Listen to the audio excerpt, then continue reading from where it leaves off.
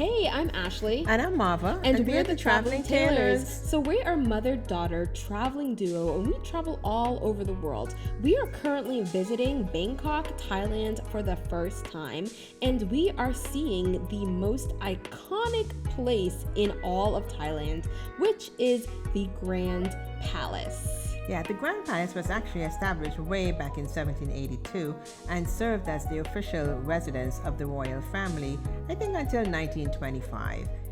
The architectural style of the Grand Palace is a little bit of Thai, a little European. It's lovely.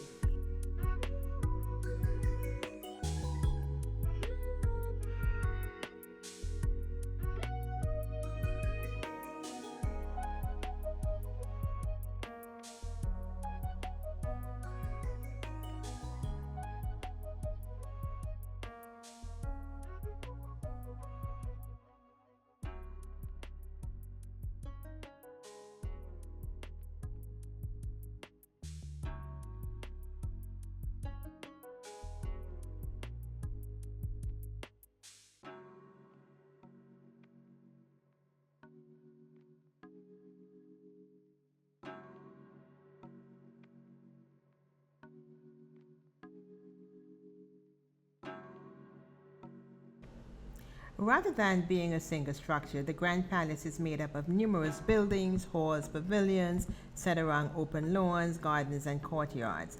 The Grand Palace is currently partially open to the public as a museum, but it remains a working palace with several royal offices still situated within it. There are several royal ceremonies and state functions that are held within the walls of the palace every year. The palace is actually one of the most popular tourist attractions in Thailand.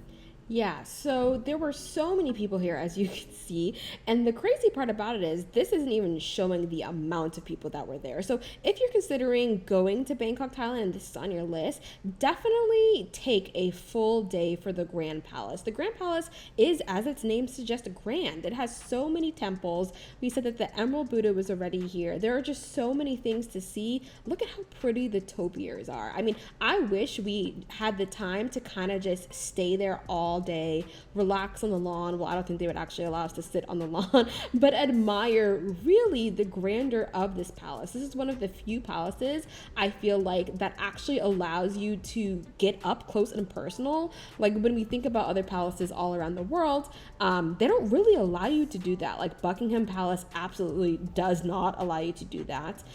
Versailles in France does allow you to do that for up to a certain extent. But this Grand Palace really felt warm and welcoming and honestly felt like a movie set.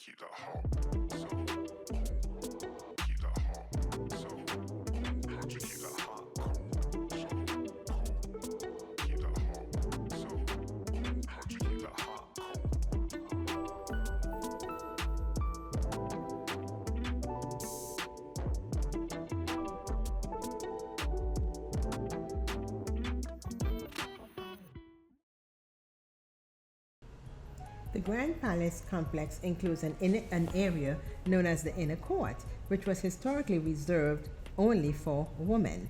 This section housed the king's consorts, daughters, female servants, etc.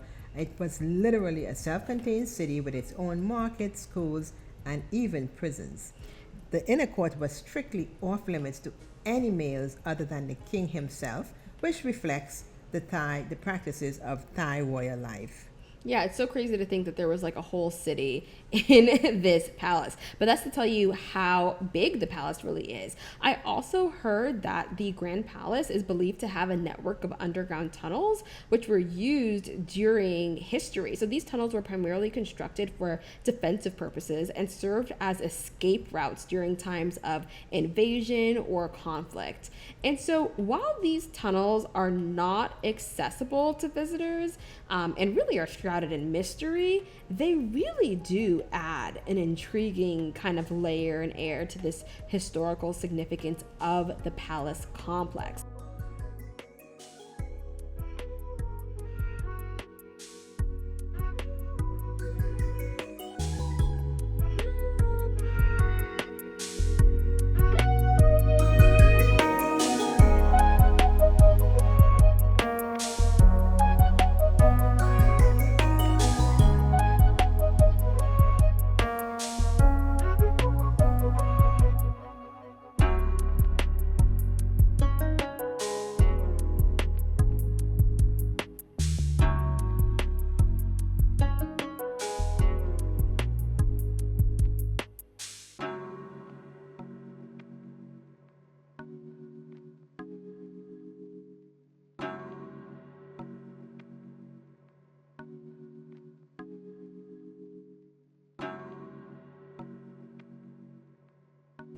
So the Grand Palace was really such a cool experience.